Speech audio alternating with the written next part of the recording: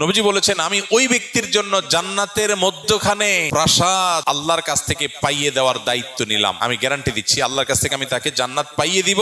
যে ব্যক্তি ঝগড়া করার উপলক্ষ তৈরি হওয়ার পরেও অন্যায়ভাবে তার উপরে জুলুম করা হচ্ছে, তারপরে সে কথা বাড়াচ্ছে না, কেন? ঝগড়া বাড়বে সেজন্য। সে নিজেকে নিয়ন্ত্রণ করছে, মুখ বুজে চলে আসছে, কথা বাড়াই নাই, পুরা উল্টা পাল্টা বলতেছে, পুরা অন্যায় করতেছে। চাইলেই এখানে এটাকে নিয়ে সামনে বাড়ায় ঝগড়া করা যায়, কিন্তু সে ঝগড়াটা এড়াইতে চাচ্ছে, এই জন্য বলছে ভাই থাক, ঠিক আছে ভাই আপনি যা বুঝছেন ওকে। সে সামনে কথা বাড়াইতে চায় না। নিজের ন্যায়ের উপরে থাকা সত্ত্বেও, ন্যায়ের উপরে থাকলে সাধারণত একটু ঝগড়া করতে বেশি মন চায় না। শয়তান তখন উস্কায়, শয়তান বলে যে এই তুমি চুপ থাকবা, কি দুঃখে মিয়া, সে তো উল্টা পাল্টা কথা বলতেছে। আরে এসব উল্টা কথা মানা যায় নাকি? ঝগড়া করার পর কেউ জিজ্ঞেস করে ভাই এত চেঁচাচেঁতি গেলে, আরে ভাই কি উল্টা পাল্টা কথা শোনেন না, মাথা ঠিক থাকে। শয়তান যুক্তি দেখায় না। কিন্তু ইমানদার, বুদ্ধিমান ইমানদার, যে ওই যে জান্নাতে আল্লাহ নবীর দায়িত্ব নেওয়া প্রাসাদের মালিক হতে চায়, সে কি করবে? সে সবর করবে। সে দেখতেছে উল্টা পাল্টা হচ্ছে, দেখছে যে কথা বললে এখানে ঝগড়া হবে, ঝগড়া হলে আমার মেজাজটা গরম হবে, তার চাইতে বলে ভাই ঠিক আছে ভাই।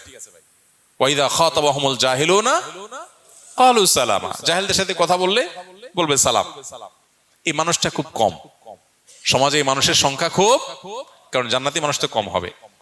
তাহলে এবার দেখেন, যৌক্তিক হোক, আপনার কথাটাই সঠিক, সে উল্টাপাল্টা বলতেছে, ফেসবুকে একজনের পোস্ট লিখছে, আর দেখলে মেজাজটা কি উল্টাপাল্টা কথা বলতেছে।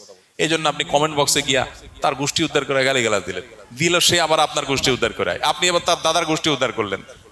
এভাবে আস্তে আস্তে সামনে বাড়তে থাকলো।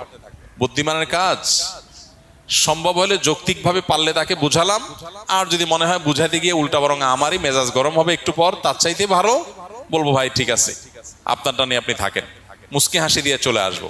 এটা হলো বুদ্ধিমান মানুষের কাজ। ওয়াইজা খাতাবাহুমুল জাহিলুনা ক্বালু সালামা, জাহেলদের সাথে কথা বলবো ভাই সালাম, সালাম ভাই সালাম, থাকো তুমি, আমি ঝগড়াতে নাই। ইমানদারে তো ফালতু সময় না বসে বসে তেনা পেঁচাবে।